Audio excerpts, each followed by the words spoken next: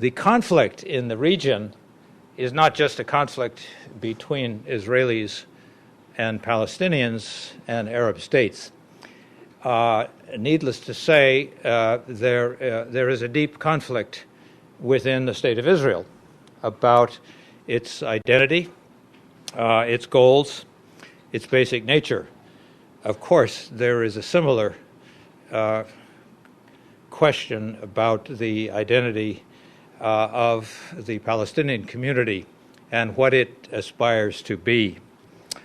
For 100 years, there has been a struggle within the Jewish national movement, Zionism, about what it is.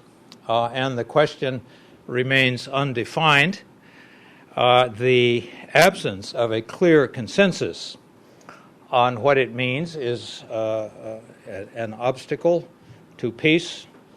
Of course, a similar division within Palestinian society has also hampered their struggle for peace and self-determination.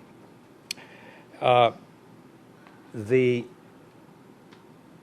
ideological and religious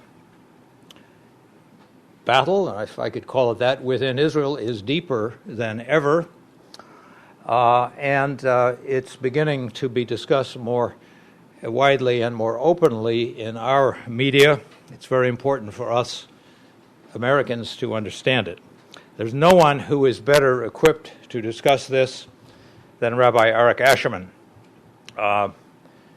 Arik is a graduate of Harvard College.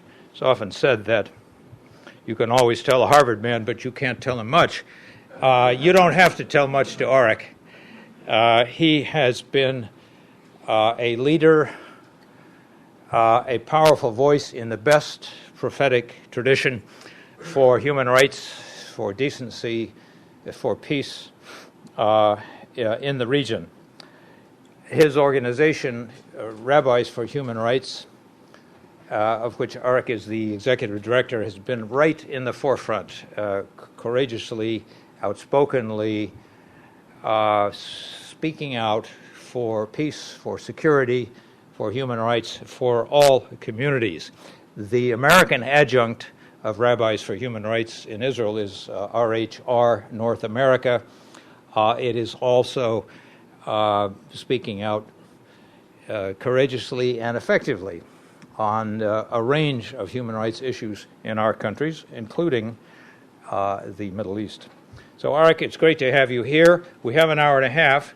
Arik will speak for about 40 minutes, and then there'll be plenty of time for Q's and A's. We're circulating a sheet, so please put your names, addresses, and email addresses. There is literature of Rabbis for Human Rights in the other room, and so please take some of that when you leave. Welcome again, and thank you, Arik. Great to see you. All right, it's good to be back. Thank you. All right. When that sheet is going around, we have two different lists. There's the regular list for people not in Israel, Palestine, where you might get something a couple times a year. And if you're a glutton for punishment and you'd like to get kind of a weekly email with updated what's going on and a human rights sermon, then you can put an asterisk next to your name. Okay? I'll speak 2 or 3 minutes of introduction about Rabbis for Human Rights and then get to our topic at hand. I see a lot of familiar faces here, but for those of you who are less familiar with Rabbis for Human Rights, we are the only rabbinic organization in Israel explicitly dedicated to human rights issues.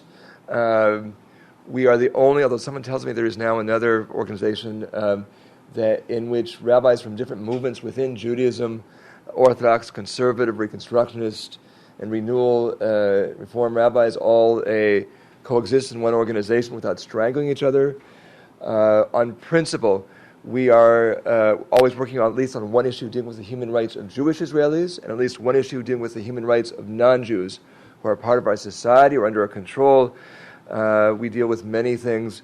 An upcoming issue that's getting more attention is the African refugees in Israel. We're trying to get to Israel, but the pillars of our work our education about Judaism and human rights with the Army, with kids taking a year off before the Army, university students, what have you. Economic justice for Israelis. For those of you who are familiar in this country with the Wisconsin plan, we just, after many years of working on it, were able to kill the Israeli version, what we call the Israeli Wisconsin plan. We deal with poverty and unemployment issues. And of course, we're most famous or infamous for the work that we do on behalf of Palestinian human rights. The key issues for us have been the opposition to home demolitions, administrative home demolitions, and our olive tree campaign, where today many families, because of our work, are harvesting and plowing and working on their agricultural lands that they hadn't been able to access for 2, 10, 5, 10, maybe 15 years. Our legal team is winning back land that has been taken over by settlers or the state. And of course, there's all the issues in East Jerusalem. Right now, I'm banned from being in the neighborhood of Sheikh Jarrah after being arrested there just a few weeks ago. And we can talk about that as well. And of course, when we get to Q&A, if people have questions about Gaza and the flotilla or whatever else, the state of Israeli democracy, a serious issue today, and these kinds of things, happy to answer.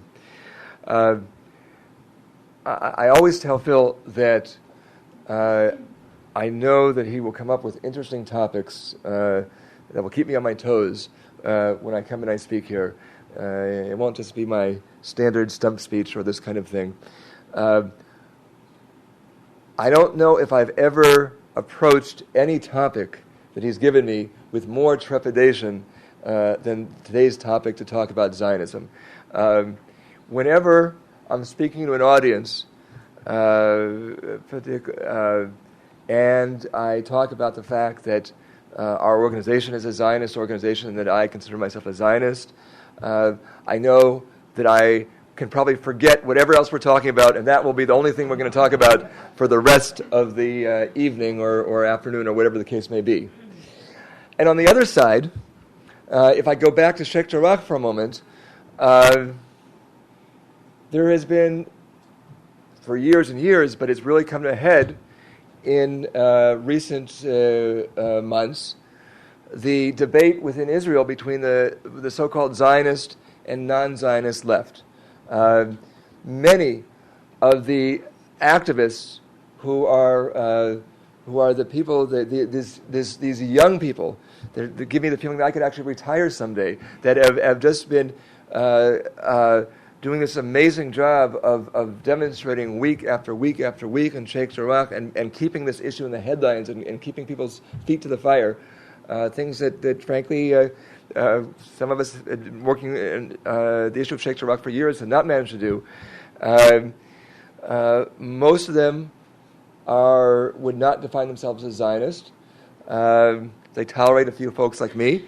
In our organization, I'm actually proud that one of the main activists was actually doing alternative service. Instead of serving in the army, was actually working through us and was one of the people that really made things happen in Sheikh Jarrah. And she's now going to be coming to do an undergraduate degree at Columbia. So